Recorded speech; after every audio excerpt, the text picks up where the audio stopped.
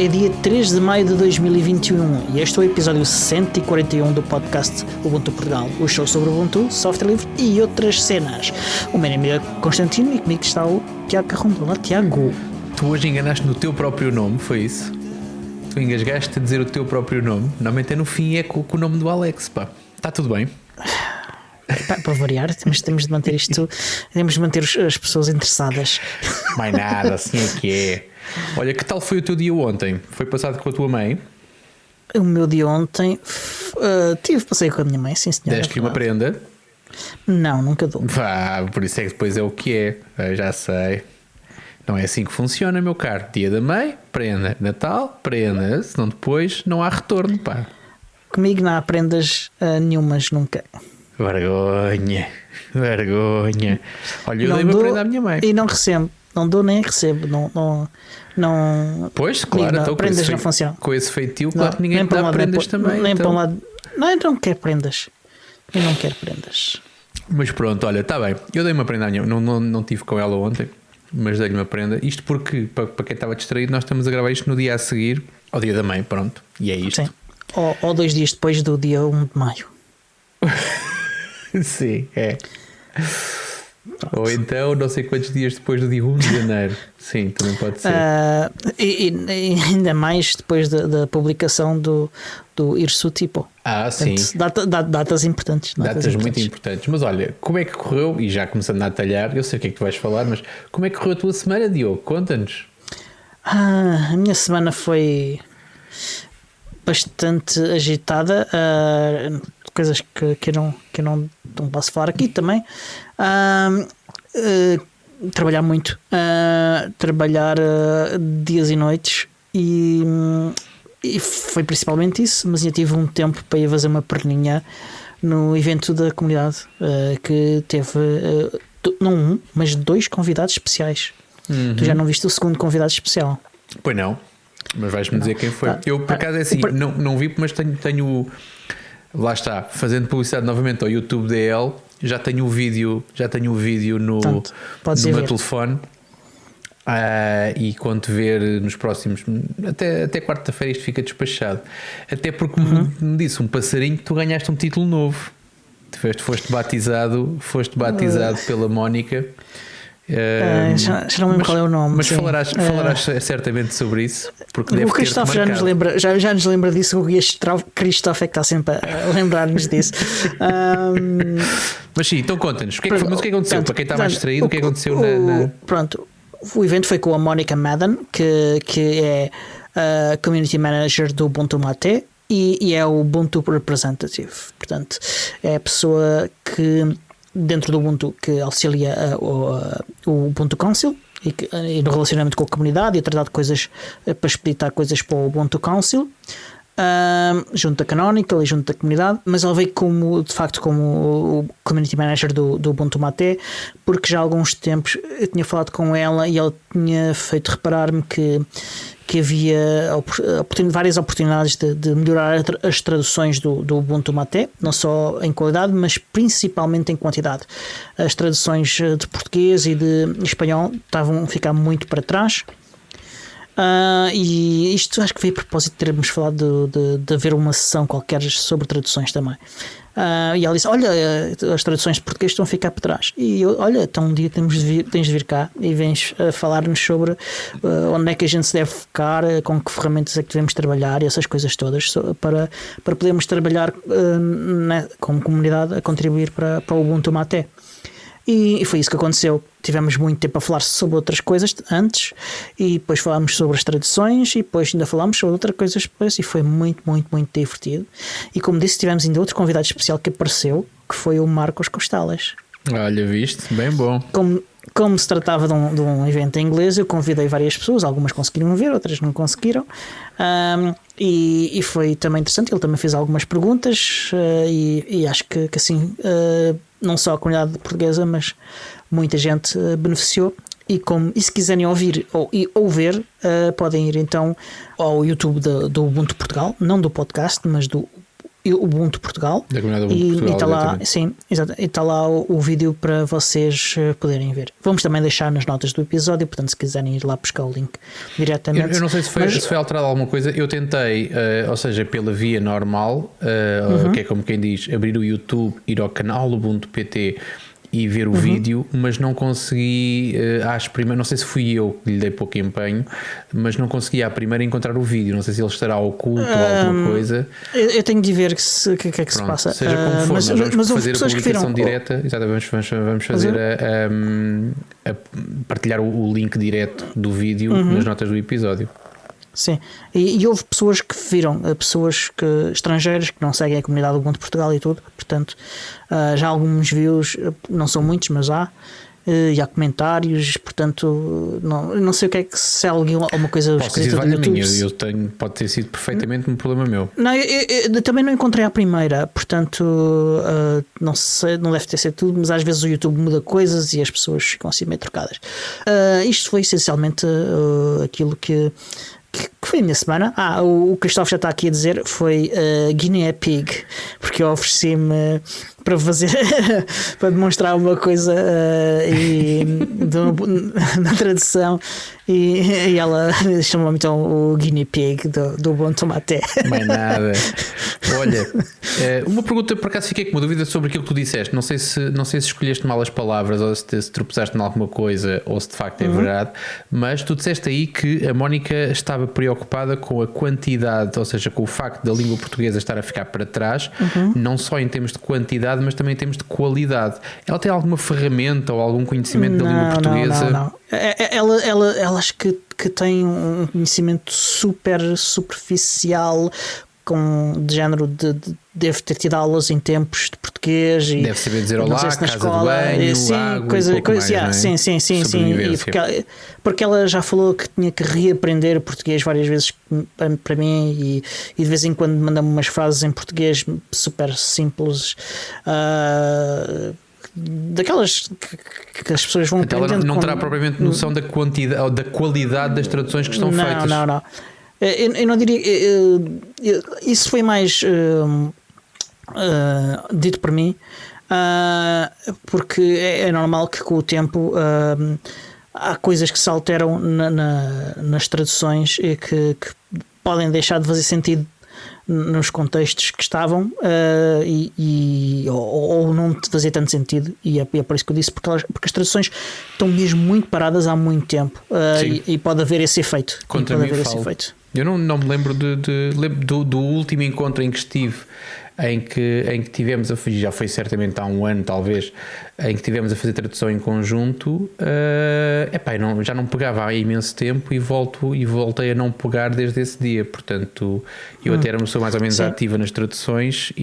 Mas nós estamos a falar mesmo especificamente do Ubuntu. Eu estou a falar globalmente. Eu estou envolvido em vários projetos de tradução: Nextcloud, LibreOffice, Ubuntu, GNOME, e em todas elas eu lá está, vais fazer outras coisas e há sempre alguma coisa que tem que ficar para trás.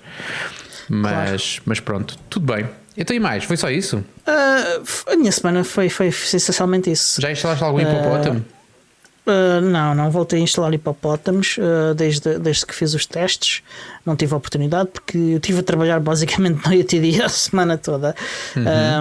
O bocadinho que eu não estive a trabalhar ou a dormir foi aquele bocadinho que eu tive no evento mensal. Ok, está bem. Olha, eu vou aproveitar este bocadinho para matar aqui 3 coelhos de uma vez só. A minha semana, eu estava-te a perguntar há um bocadinho em off. Isso é um massacre. Mas são coelhinhos figurados, não vai a malta do PAN começar a chatear a gente. Mesmo assim, acho que eles chateiam. Um gajo não pode usar estas expressões que eles ficam ofendidos. Mas pronto, eu sou um velho do Restelo e continuo a usá-las. Fui ensinado assim, lamento. Exatamente. Mas não, essencialmente é dar aqui conta de e nós estamos a falar em off sobre isso. Nós já fomos os 2 clientes da Linux Academy. Eu ainda sou. Vou deixar de ser brevemente. E eu brevemente acho que é mesmo está por instantes, porque a fusão. Minutos, está a contar. Não, é exatamente isso. Porque para quem não acompanhou o processo, a Linux Academy fundiu-se com a Cloud Guru. Aliás, Sim, foi adquirida, comprada. exatamente, foi comprada e depois comprada e aquilo depois é absorvida. E então, não sei se é hoje, se é amanhã, que a Linux Academy deixa de existir enquanto marca e passa a ser tudo a Cloud Guru. E então eu tenho recebido alguns e-mails, por acaso achei curioso, porque dá a ideia que eles vão atualizar alguns dos currículos, alguns dos percursos, faz sentido. Aliás, já a Linux Academy fazia isso regularmente, portanto é uma coisa que faz sentido, muito mais ainda nesta fusão. Mas eles mandaram-me alguns e-mails, alguns deles nem sequer li, é verdade. Um dos que eu li dizia: se por acaso quiseres manter os teus certificados com o branding da Linux Academy, com o logo, ou seja, dá a ideia que eles vão migrar todos os certificados, ou seja, todo o teu percurso, aquilo que já fizeste e os teus achievements devem estar na nova plataforma, calculo eu.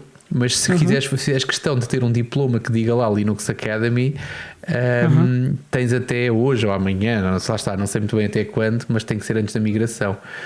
Mas pronto, só uma salvaguarda para quem não se faz, ou para quem anda à procura de formação nesta área. Pode então procurar. Neste momento acho que já não faz sentido procurar na Linux Academy, mas no Cloud Guru eles tinham, na altura que eu ouvi falar deles a primeira vez, dois tipos de forma de fazer negócio. Uma era por curso. Eu acho que se tu quisesse fazer apenas um curso, pagavas aquele curso e acabou, e o outro era a subscrição e tens acesso ao catálogo inteiro, que era o modelo, e aliás era o único modelo que a Linux Academy tinha. A única distinção que havia era que a Linux Academy tinha contas pessoais e tinha contas de empresa, ou seja, a empresa podia comprar 7 ou 8 licenças para os seus 7 ou 8 funcionários e acabou. Era mais ou menos assim. A Cloud Guru não faço ideia, honestamente. Não fui à procura do catálogo, nem dos pricings, nem não fui ver nada. Quando chegar ao todo renovado, depois logo vejo se vale a pena continuar ou não. Mas para quem está à procura de formação, é uma boa aposta. Eles normalmente têm catálogos com qualidade, têm formadores. Aliás, falámos sobre isso. Falámos sobre formação no episódio anterior. E tipicamente os da Linux Academy são os vários que eu vi, não houve nenhum que me decepcionasse. Agora, isto cola não só com o que nós falámos da semana passada, com o que tu falaste, e tivemos aí uma fatia do episódio a falar sobre isso, mas com a pergunta que o nosso ouvinte Christophe fez, e ele não fez especificamente aqui para o podcast, mas eu, como tive para aí uma semana, eu tenho 3 formas de reagir a mensagens que recebo. Umas é ignorar de alto, pronto, e às vezes acontece. As dos grupos, normalmente, um gajo não consegue chegar a todas, portanto é mesmo, andas com o dedo para baixo e vês se alguma coisa te chama a atenção, mas tipicamente é zero. Depois há aquelas que tu de facto lês e respondes logo, e depois há as outras que são as mais infelizes, que é aquelas que tu lês, não respondes logo, e ao fim de uma semana ou 2 ou 3 dás conta que ainda não respondeste, e essas fazem-me sentir alguns remorsos, um bocadinho de vergonha. Aconteceu já perdi isso. Por isso é que não recebes prendas. Uma dessas dúvidas era exatamente uma pergunta que o Christophe tinha feito sobre aprender. Eu na altura apontei, agora já me esqueci, acho que é Python e Rust, mas basicamente é programação. Tentando responder aqui ao Christophe e a outras pessoas que nos possam ouvir, portanto, e assim podem ganhar todos com a pergunta que o Christophe me fez, e eu acabo por ter menos uma pergunta para responder dentro do meu Telegram, que é sítios onde tu podes aprender boas linguagens de programação. Eu não sei se tu queres sugerir a tua experiência recente como uma boa experiência, mas é uma boa experiência, é preciso saber escolher.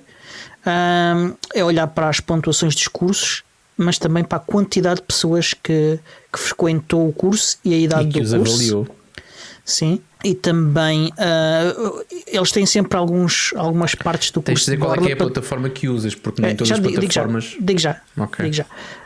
Eles disponibilizam sempre partes do curso gratuitamente. Vocês podem ver partes dos vídeos do curso de forma gratuita e aceder a alguns materiais, depende do curso. E vocês podem, por isso, espreitar um bocadinho e ver o que é que poderá vir dali. Vejam também o perfil dos formadores, que outros cursos é que eles têm, o historial dos outros cursos, esse tipo de coisas. A plataforma é o Udemy, é um bocadinho diferente da Linux Academy. Também já falei disso no episódio passado, não vale a pena voltar a falar dessas diferenças quando falámos da questão dos formadores certificados e afins. E pronto, eu acho que a plataforma é uma plataforma fixe, tem é que ter alguma diligência na escolha dos vossos cursos. Sim, isto por isso é que eu te pedi para referir qual é que era a plataforma a que te estavas a referir, porque de facto quando nós falamos em Linux Academy, eu ainda não tenho muita opinião sobre a Cloud Guru, mas provavelmente serão os mesmos padrões, em que existe ali um padrão de qualidade, um bocado como os Big Macs. Quando tu pedes um Big Mac aqui ou num país qualquer, o Big Mac é quase sempre a mesma coisa, portanto pouco varia. Porque mesmo que o McDonald's compre os pepinos a produtores locais, são pepinos que cumprem com aquele padrão que eles entendem, e o Big Mac sai quase sempre da mesma maneira. Portanto, quando tu vais para um curso da Linux Academy ou semelhante, é muito provável que encontres o mesmo nível de qualidade. Podes ter mais ou menos empatia é muito mais consistente. Passado, mas exatamente. Udemy tem uma coisa porreira, e há outros, não é a única. Tem uma coisa porreira que é quase a democratização dos cursos, não é? Portanto, qualquer pessoa pode inscrever-se como formador. Eu acho que não há grande validação. Depois a validação é feita exatamente como tu disseste, pelo número de pessoas que se inscrevem, pelo número de pessoas que pagam, pelo número de pessoas que avaliam e pela nota que essas pessoas dão. Agora, eu para dar isso especificamente sobre programação, até porque o Udemy tem N cursos sobre N áreas diferentes. Sim. Sobre especificamente... Eu tenho cursos comprados de administração de sistemas, de programação, de coisas muito diferentes. Edição de áudio, acho que fiz um de edição de áudio e vídeo, se não me engano, acho que foi no Udemy. Sim. Mas para programação, aquilo que me vem logo à cabeça é algumas formas gratuitas, algumas plataformas gratuitas, como o caso do Free Code Camp não é bem uma plataforma gratuita, mas é um grupo de entreajuda. É uma comunidade. Exatamente, é uma comunidade, obrigado, é isso mesmo. É uma comunidade em que os conteúdos são de facto gratuitos, mas também a tutoria é prestada pelos encontros que são feitos e pelos próprios colegas, ou seja, há uma entreajuda, não é propriamente a imagem do formador ou do pedagogo, mas é mais uma entreajuda de pessoas que vão um bocadinho mais à frente no percurso. Pode haver uma ou outra pessoa que esteja ali mais dedicada, mais com o papel de moderador, não é bem um moderador, mas é um dinamizador, mas não existe o papel do formador. E depois existe uma outra... Diz. Mais ou menos. Eles têm alguns cursos em que há um formador que não cumpre o papel total de um formador, porque não faz esse acompanhamento depois individual, mas que ele é cara muitas vezes também a cabeça do curso. Há cursos lá que são claramente uma pessoa que pegou neles e que criou o conteúdo do curso. Depois há contribuições da comunidade, claro. E cá em Portugal há duas comunidades do Free Code Camp bastante ativas, uma no Algarve e outra em Lisboa. E nós já falámos aqui sobre eles algumas vezes, aliás, não é uma estreia. Eu lembro-me de estar não me lembro do nome dele, mas lembro-me de estar com um dos elementos do Algarve. Ele esteve no sim, exatamente. Veio, e é também ouvinte do podcast. Exatamente. Mas pronto, estava então a falar, portanto, a primeira referência, a primeira dica para quem quer aprender programação poderá ser o Free Code Camp, e quem gosta desta dinâmica comunitária pode ser até bastante estimulante, porque nunca se sente sozinho. A segunda opção para mim vai para o Code Academy, que, como o próprio nome indica, também não há nada para esconder, portanto é para aprender a fazer código. Tem também, e é possível, portanto, a coisa mais gira do Code Academy é que se conseguem, com exercícios muito simples, conquistar alguns princípios básicos de programação nas várias linguagens e sintaxe próprias da linguagem. E a preparar o episódio, porque nem sempre o faço de forma profunda, mas desta vez aconteceu, reparei que o Code Academy tem também uns planos de subscrição, e que provavelmente, para quem tiver ou seja, quem não se quiser apenas divertir com alguns exercícios de programação, pode provavelmente, eu não fui mais fundo, não me interessa, não é não é uma coisa que eu tenha, que eu contemplo nesta altura como necessidade, mas poderá ser também uma boa opção. Isto sobre cursos em estrangeiro e sobre cursos que se podem tirar através da internet. Portanto, não invalida que não se possa fazer uma coisa em Portugal. O Free Code Camp costuma haver alguma localização. Pode não haver muitos cursos localizados, mas uma das possibilidades de contribuir para o Free Code Camp é fazer localização dos cursos. E pronto, e basicamente é isto. Portanto, espero que o Cristóvão fique satisfeito com a minha resposta e que tenha valido a espera destes dias todos. E sim, o Cristóvão reparou, mais uma vez, o Cristóvão está a brilhar neste episódio. Tá. Malta que nos ouve e que não é patrona e que gosta de ouvir o seu nome repetido até à exaustão, vejam a vantagem que é ser patrona. É que nós de vez em quando temos coisas destas. Mas muito pronto, bem. ele reparou num pormenor interessante, é que de facto eu hoje estou a beber água com gás, ao contrário do que muita gente exatamente, fresquinha, ao contrário do que muita gente, isso tenho de defender aqui a minha imagem. Tua honra. Não queria chegar a tanto. Mas eu gosto de beber água com gás. Aliás, há dias em que gosto de beber cerveja, há dias em que gosto de beber água com gás também. E não o bebo quando estou de ressaca ou quando estou enjoado, como algumas pessoas fazem, ou quando estou mal disposto.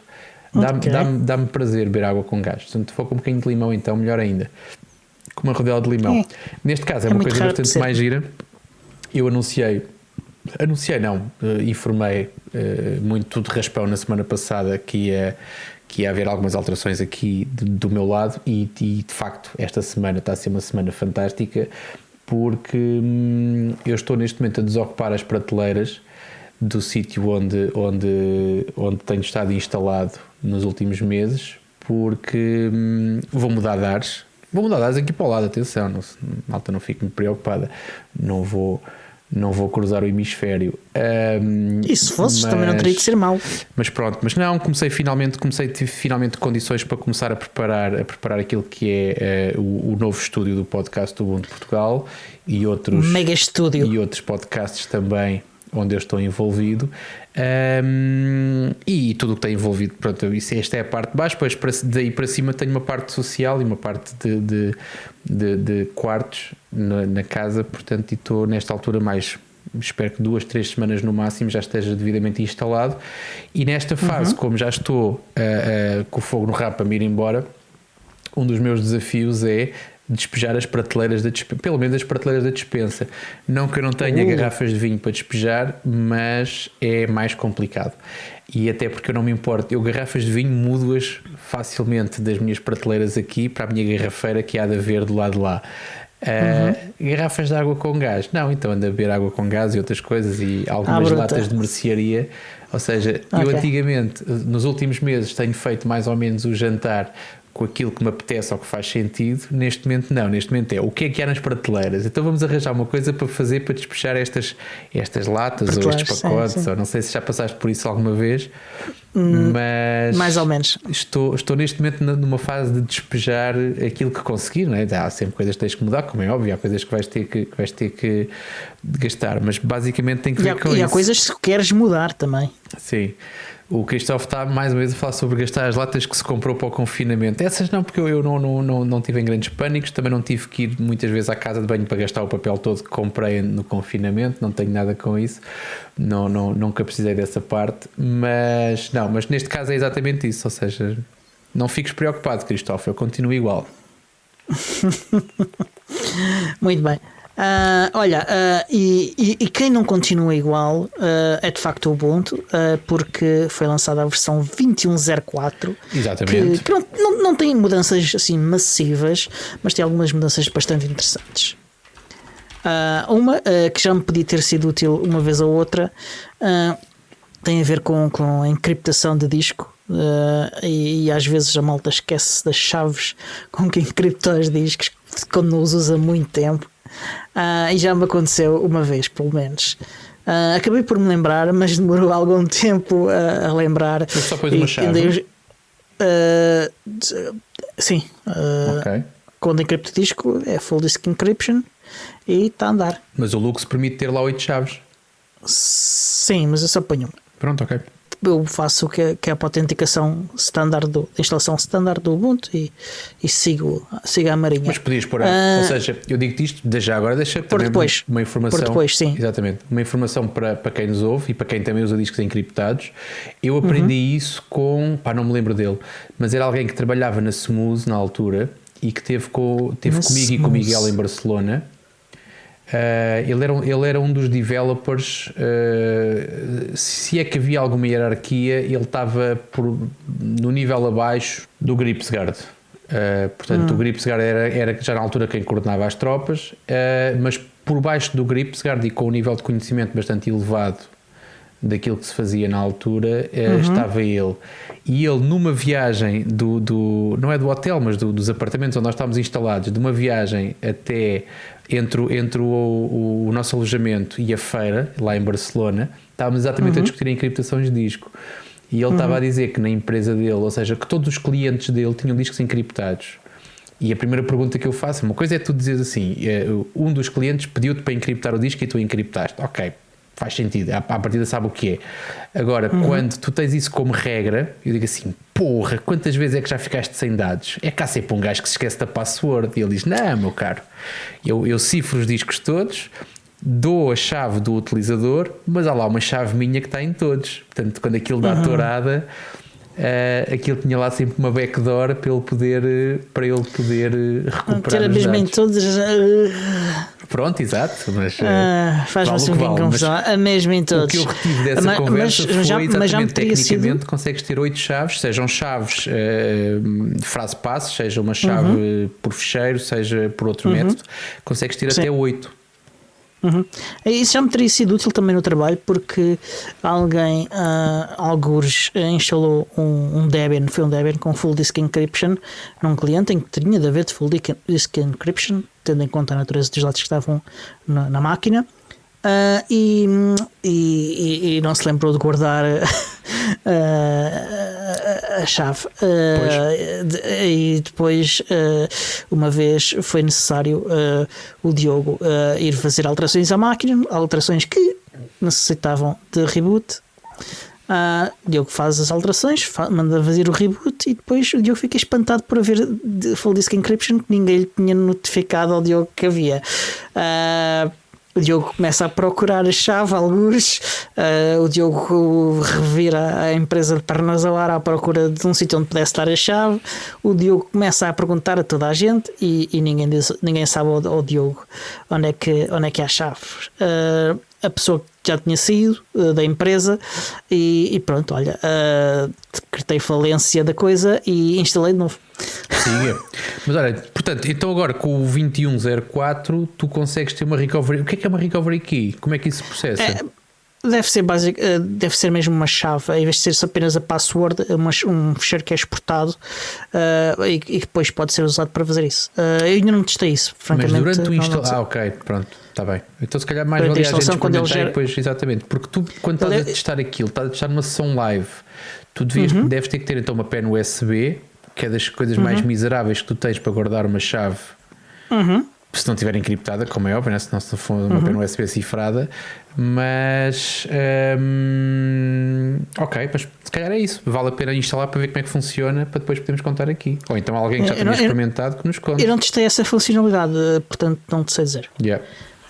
Eu vi que estava lá qualquer coisa, mas passei por cima. Certo.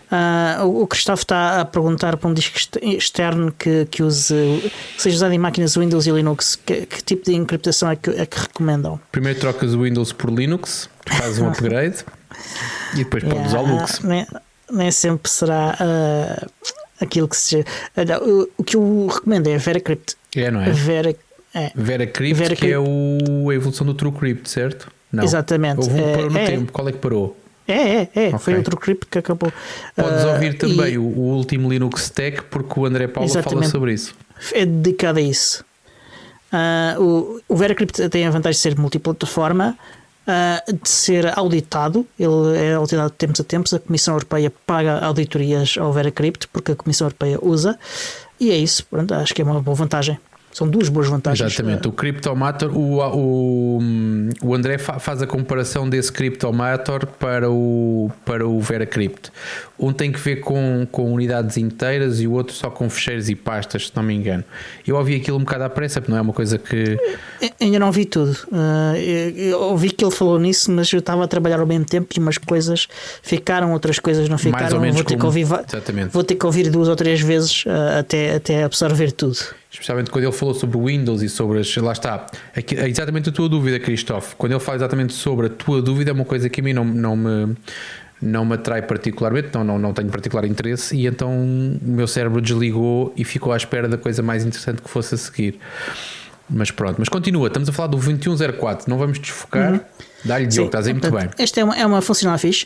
Outra coisa que eu gostei bastante foi do Yaru. O Yaru Dark, o tema escuro da aparência do Ubuntu, está mais polido, está mais escuro. Há detalhes que pareciam claros que agora aparecem escuro. Há acentuares de cores que estão melhores, e eu gostei muito. E a parte que eu gostei muito é ser default, portanto é menos uma coisa que eu vou ter que mudar cada vez que instalo, porque eu detesto mudar coisas, e quando ela já vem como eu gosto, eu fico sempre contente. É fixe, pá, exatamente. Outra novidade é o Wayland por omissão para quem não usa as GPUs da Nvidia. Portanto, quem tem Intels e AMDs já vem com uma ação que usa o Wayland por omissão. Quem quiser mudar para Xorg, no GDM tem lá um botãozinho para fazer essa mudança, e é só carregar nesse bocadinho e fazer login. E depois quem quiser mudar outra vez pode voltar a mudar outra vez ao contrário. Além disso, tem o NFTables, foi a primeira release com NFTables por omissão, a respeito da qual eu sei pouquíssimo, é apenas que é o substituto para o IP-Tables. Adivinhaste a minha pergunta, não é? Que eu ia exatamente fazer se tinhas metido as unhas nele. Eu também ainda não. Ainda não tive oportunidade nenhuma, não desculpa nenhuma para ter que trabalhar com NFTables. Podcast do Ubuntu Portugal, o podcast dos velhos do Restelo. Exatamente, pá, eu aprendi IP Chains primeiro e depois IP Tables, e nunca mais precisei de nada na vida. Agora nunca mais precisei, nem nunca mais fui jovem de 18 anos com muito tempo livre também. Além disso, há um novo kernel, claro, o kernel 5.11. Há uma integração melhorada graças ao suporte para GPOs, que GPOs é Group Policy, e agora não lembro o que é que quer dizer o há um novo software que é o Group Policy Client, chamado ADSYS, que foi desenvolvido pela Canonical para poder aplicar estas políticas de grupo da AD no Ubuntu. Isto permite fazer coisas como definir políticas de password, desktop, ecrã de login, background, definir aplicações preferidas. Este tipo de coisas, este tipo de definições já pode ser configurado centralmente na AD. Bastante útil a quem tem infraestruturas com gestão centralizada. E onde já há ADs e onde há conhecimento sobre a administração de ADs, claro. Por acaso tenho curiosidade em ver como é que está a implementação, porque nós no trabalho tínhamos até, e ainda usamos, uma implementação nossa, desenvolvida in-house. Não sei até que ponto é que poderá ser substituída ou melhorada até com aquilo que poderão ser contribuições nossas. Ou complementada. Exatamente, foi o que eu acabei de dizer. Ok. Alice, suporte para autenticação com smart cards por omissão. Portanto, antes tinha-se de fazer configurações e instalar software, agora já vem com suporte por omissão. Há também suporte melhorado para drag and drop de ficheiros no desktop. Era possível fazer algumas coisas, outras não era, e isto irritava muito o nosso amigo Costales, que chegou a fazer um vídeo sobre isso, 1 ou 2, e sobre como substituir o Nautilus pelo Dolphin ou alguma coisa assim de género, para não ter esse problema. E pronto, eu chamo esta funcionalidade do Costales. Além disso, é possível fazer alterações do perfil de consumo elétrico nas definições do GNOME, o que também é fixe. E como o Cristóvão está aqui a dizer no nosso chat, há o suporte para Pipewire, que permite fazer a gravação de desktop, okay? Fazer screencasting, e também permite melhorar o suporte de áudio em algumas das aplicações. Ainda não há integração do Pipewire total com o sistema operativo, isso deverá vir na próxima versão. E isso vai ser fixe, porque o Pipewire permite fazer coisas muito fixes para quem trabalha com áudio como nós. Vai ser uma cena muito, muito, muito louca. Yep. Além disso, o GNOME não foi utilizado pela versão 40, que nós já tínhamos falado disto antes, mas muitos componentes e algumas das aplicações já foram utilizadas para o GNOME 40. Portanto, o resto é só uma questão de haver tempo para fazer o upgrade total para o GNOME 40 e haver coisas que se calhar ainda vamos ter tempo de falar, que têm de ser alteradas no próprio GNOME 40 para ter a experiência Ubuntu no GNOME. Já agora deixa-me só fazer aqui uma nota. Acho que foi hoje, não sei se foi hoje, foi ontem, a falar uma das pessoas que está no canal de Telegram do Ubuntu Portugal, que era como é que poderia fazer o upgrade para GNOME 40 na versão do Ubuntu 20.10. E os únicos guias que existem, a única documentação que existe um PPA que te permite instalar o GNOME 40, mas apenas para 21.04. A pessoa em causa, que agora não me lembro o nome, ficou até um bocadinho triste, tipo, pô, caramba, eu queria isto, mas era no 2010. E eu depois alertei a pessoa para, por 3 meses vale a pena a chatice, imagina se aquilo corre mal. E a versão 2010 é aquela que vai perder e que vai chegar a fim de vida daqui a 3 meses, portanto mais vale fazer upgrade para 21.04 e eventualmente depois disso fazer então o procedimento normal e que já está documentado e pelos vistos estará testado. Portanto, pensem 2 vezes quando tiverem, ou seja, se tiverem uma LTS que é suportada durante 5 anos, às vezes vale a pena, ou pelo menos poderá justificar-se se vocês terem alguma dor de cabeça para ter esta ou aquela funcionalidade extra. Quando são versões daquelas de 9 meses, pensem 2 vezes, às vezes mais vale o upgrade, é para isso que elas existem, é para nós fazermos upgrade de 6 em 6 meses, mais coisa, menos coisa. Sim, até pode acontecer que eventualmente se façam o backport do GNOME 40 para esta 21.04. Já aconteceu uma vez isto, quando por alguma razão a equipa decidiu que não havia condições para ir para a última versão do GNOME, mas mais tarde decidiu-se que é muito tempo para termos uma LTS sem esta versão do GNOME, e então eles decidiram fazer o backport depois de ter vindo por omissão numa das releases mais recentes. Portanto, eu não excluiria essa possibilidade, não garanto, mas não excluiria. É aguardar.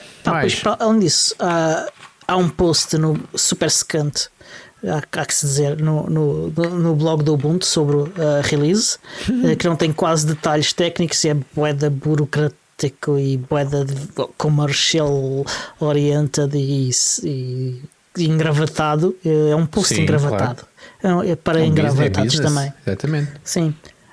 Para quem gostar de cenas. Sim, para quem gostar de cenas nerdy e quiser saber cenas fixes sobre a release do Ubuntu, mais do que as que nós falámos aqui, pode ir ao discurso do Ubuntu. Nós temos o link para isso nas notas do episódio e há lá um post com as release notes completas do Ubuntu 21.04. Certo. Entretanto, paz à sua alma. Chegou ao fim a vida, o ciclo de vida normal do 16.04, aliás.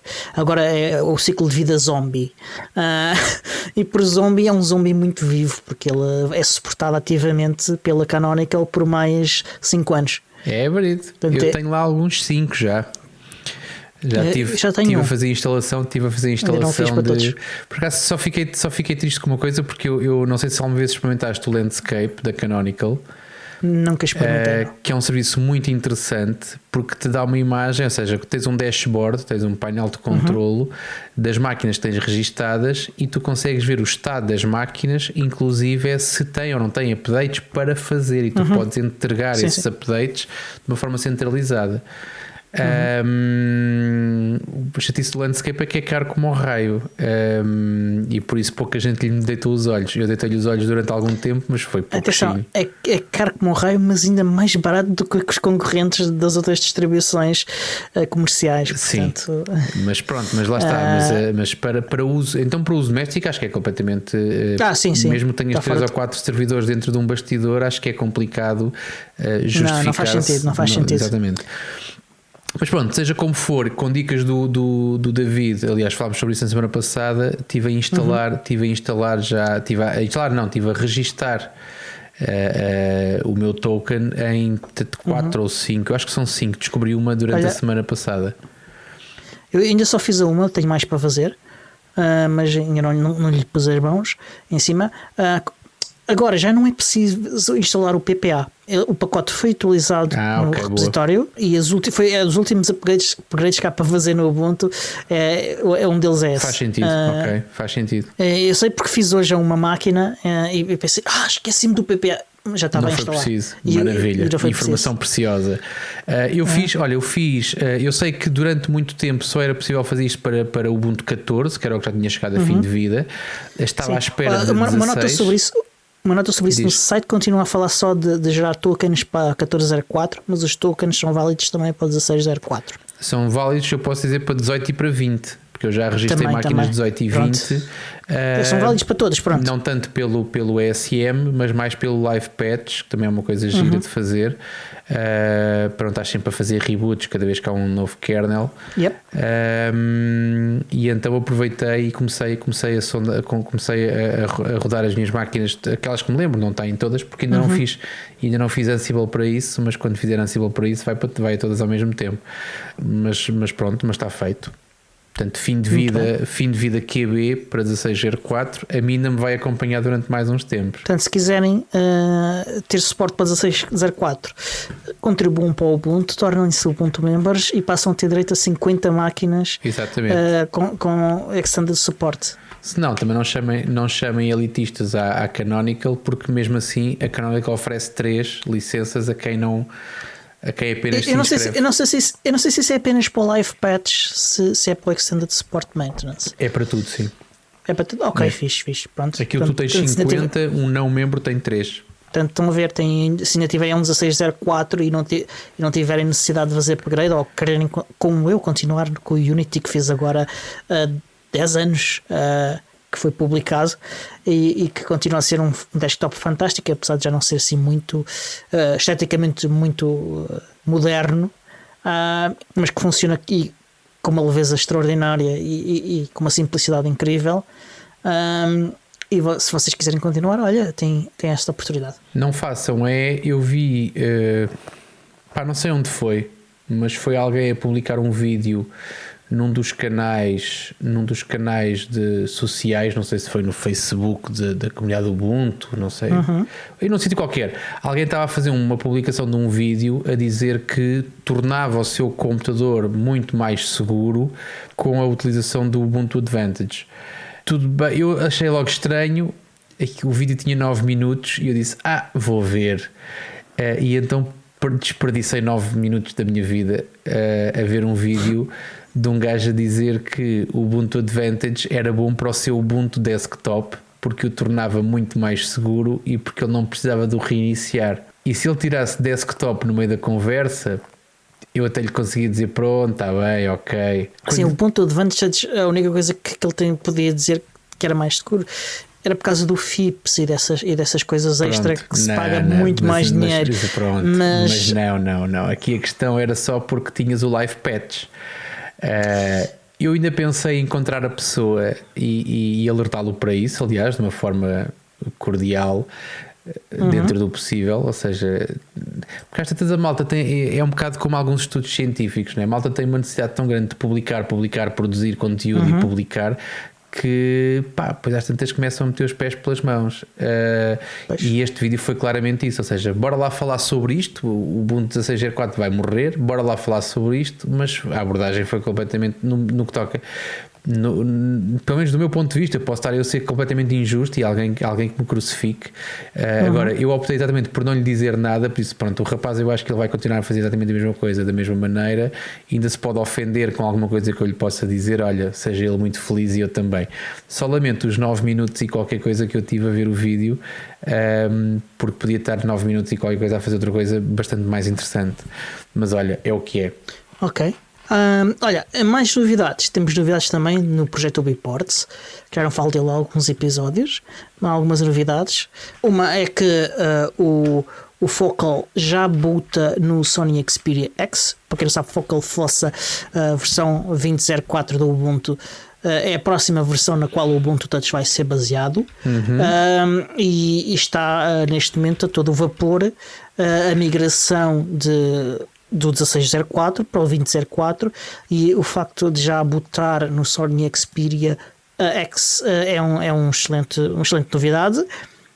Já algumas coisas funcionam, muitas ainda estão por fazer funcionar, mas principalmente o que tem a ver com o Systemd ainda está um work in progress, mas está a avançar a um bom ritmo e haverá novidades fixes em breve, creio eu. Não será um projeto de 8 meses, ou que foi como foi o 16.04, ou mais que isso, já não me lembro. Foi mesmo muito. A migração de 15.04 para 16.04 foi mesmo muito dolorosa e longa. Sabes qual é que é a minha pergunta a seguir? Não sabes? Não sei, mas podes fazê-la. Já a data para a próxima OTA? A próxima OTA está atrasada porque foram encontrados uns bugs que eram blocking issues, mas já não deverá faltar muito, porque dá uma impressão que um deles já foi ultrapassado, o outro deverá estar a ser ultrapassado muito em breve, e depois deverá haver mais uma release candidate só para garantir que está tudo direitinho. Portanto, será mais 1 ou 2 semanas, se calhar, se correr tudo bem. Fixe. A par desta migração para Focal Fossa, e parte desse esforço também passa por incluir pacotes do Lomiri no Debian. O Lomiri é a shell do ambiente desktop do Ubuntu Touch. Aliás, a gente não lhe chama um ambiente desktop porque um smartphone não é um desktop, é o ambiente. Já não sei qual é a palavra que agora costumamos usar para isso. Mas é um ambiente gráfico, e está a avançar bem. Há já mais pacotes importantes a entrar no Debian, portanto também deverá haver novidades interessantes para isso em breve. E entrando no Debian, eventualmente acaba por entrar no Ubuntu, e voltamos a ter Lomiri ou Unity 8 no Ubuntu, que será muito fixe. Miroil, que é um projeto que foi criado para fazer abstrações de coisas que foram removidas ou que ainda não foram implementadas em relação ao Mir. No caso, removidas porque o Mir evoluiu mais do que o Mir é o servidor de ambientes gráficos que é usado no Ubuntu Touch, e o Mir evoluiu muito mais já do que a versão que nós temos no Ubuntu Touch, apesar de já ter havido um upgrade recente e grande no Ubuntu Touch. Mas ainda acontece que agora há aqui uma barreira, que foram retiradas funcionalidades do Mir, porque o Mir passou a ser uma coisa concorrente ao Wayland para ser uma implementação do Wayland, okay? Outras porque simplesmente se decidiu melhorar a forma como o Mir funciona, e há também funcionalidades novas do Mir graças ao Wayland, que ainda não são suportadas pelo Lomiri. O Miroil é um projeto que visa colmatar estas coisas todas e permitir ao Lomiri utilizar as versões recentes do Mir. Okay? Ele foi criado pelo Alan Griffiths, que é o chefe da equipa de Mir da Canonical, e é um contribuidor ocasional para o Ubuntu Touch. E há aqui uns avanços fixes neste Miroil, que está a permitir isto evoluir também. Isto será importante também porque o Mir vai ser a forma do Ubuntu Touch usar o Wayland, e o Wayland é o caminho para suportar mais coisas, inclusive eventualmente conseguir-se suportar o Flutter e aplicações em Flutter no próprio Ubuntu Touch. Ok. O Cristóvão está aqui a perguntar quando irá o Ubuntu Touch estar pronto para usar como Daily OS. Depende. Para mim está, há muitos anos. Ok. Para a minha mãe também está, que ela também usa como Daily. Para outras pessoas está e para outras pessoas não está. Depende das necessidades específicas de cada um de nós, né? Aí é que faz a diferença. Para uns está, para outros não está. É essa a situação. E olha, a ajudar a isto está, por exemplo, a publicação agora de uma nova release do Nave, que tem funcionalidades novas. Por exemplo, o Search as You Type, enquanto estás à procura de uma localidade. O Nave, para quem não sabe, é a aplicação de navegação GPS mais popular no Ubuntu Touch. E também o suporte para modo noturno, também é outra coisa que, caso a guiar o carro de noite, não queres ter um ecrã super brilhante a encandear-te enquanto guias, não é? É uma funcionalidade que para essas pessoas é uma funcionalidade crítica. Depois tens outras coisas. Há quem precise ter o WhatsApp. Para ter o WhatsApp não há outra forma que se não suportar aplicações para Android, né? E por isso, olha, temos novidades também do Unbox, que é o Android in a Box, que é uma versão simplificada do Android dentro de um container LXC, ok? O Ubuntu Touch começou há uns anos a implementar isso. Algumas integrações foram fáceis de fazer funcionar imediatamente, outras são mais difíceis. E então o que aconteceu? 2 membros da comunidade lançaram um crowdfunding no GoFundMe para tentar obter 12 mil euros para que se pudesse contratar developers para trabalhar neste projeto, né? Então, e há novidade já. No passado dia 22 de março atingiu-se 6 mil euros de fundos, ok? Já está um bocadinho mais que isso. E já no início de abril foi encontrado um developer, já lhe fizeram um primeiro pagamento inicial de 200 euros, foi-lhe enviado um dispositivo, depois o dispositivo foi barrado na fronteira. Olha que ainda quer falar dos censos, pá, vê lá isso. Hoje acho que já não vai dar. Vai. Vai. Então, temos extra para os ouvintes. E eventualmente mandaram-lhe outros membros da comunidade, mandaram outro dispositivo, um Xiaomi, esta developer, que chama-se Alexandra, e é uma cidadã da Federação Russa. E também já há novidades aí. Já se conseguiu fazer aí um novo revisão rebase do Lineage, que é usado dentro desse container, okay? Já está baseado em Lineage 16, que é equivalente a Android 10, e isto para dispositivos baseados em Alio 9, ou seja, dispositivos a correr Ubuntu Touch em dispositivos que foram feitos para Android 9. Portanto, já há algumas novidades. E hoje o Erfan, que é um estudante de medicina iraniano, conhecido também por fazer contribuições para o Lineage e fazer ROMs e não sei o quê, conhecido no XDG Developers, e ele apresentou uma imagem também em que já se conseguia usar a máquina fotográfica dentro do Android, do Unbox, desculpem. Portanto, é já uma evolução nova também nesta área. Isto é crítico para uns e não é crítico para outros. Eu, por exemplo, não quero saber disso. Percebeste, Cristóvão? Não se fazem perguntas sobre o Biports nem o Ubuntu Touch no final dos episódios, porque depois o Diogo mete primeira e já não se fala de mais nada. Mas é o que é. Mas sobre o Ubuntu Touch, quero só dizer mais uma coisa. No próximo sábado, às 19 horas, vai realizar-se o Ubuntu Touch Q&A 100. Prometeram-nos que ia haver novidades interessantes, portanto acompanhem. Vai ser no YouTube, mas nas redes sociais do Ubuntu Touch anunciamos sempre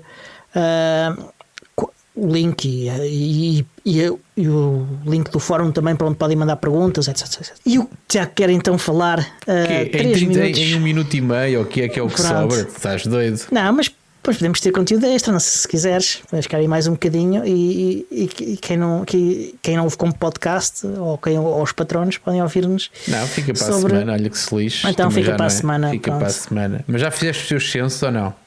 Eu já fiz os meus censos, sim senhor, já fiz. Mas sim, está aí na lista para falar. Faltava, era havia mais 2 assuntos para falar antes. Vá, fecha lá isto. Epá, não sei se viste se havia algum bundle do Humble Bundle. Eu não me lembrei de ver. Não vi, mas vai ser vez. incluído depois nas notas do episódio. Quando nós somos preguiçosos e não vemos logo quando gravamos, depois vemos a seguir e incluímos nas notas. Ou então não se sintam limitados àquilo que a gente sugere, gente. Entrem com o nosso link e gastem o dinheiro que entenderem naquilo que entenderem e escolham um bocadinho para a gente. Sim, a gente disponibiliza links diretos para bundles que a gente está a sugerir, mas temos também um link genérico a partir do qual vocês podem escolher comprar o que quiserem. E depois escolhem então dar-nos ou não o que quiserem como parte do custo desse bundle, que também é pay as much as you want, portanto gastam o quanto quiserem e se quiserem ainda ajudam o melhor podcast do mundo sobre o Ubuntu. Já estamos nos 56 minutos. Temos também link de afiliado para a loja da NitroKey, que podem comprar lá computadores ou chaves para fazer autenticação de multifator.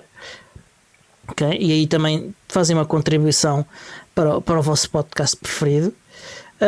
Podem seguir-nos nas redes sociais, obviamente, subscreverem-nos nas vossas aplicações de podcast, ouvir-nos na Rádio Zero às 22 horas e 3 minutos todas as quintas-feiras e além disso sugiro que falem do podcast e partilhem nas redes sociais, ajudem outras pessoas a descobrir-nos e acho que é tudo. Não sei se queres acrescentar mais alguma coisa, Tiago. Não, é só isto. Estou ansioso, muito lá bem. Está. Temos alguma coisa para falar sobre coisas que nos dizem respeito a nós enquanto cidadãos, que é sempre um assunto interessante, mas para a semana também é tempo.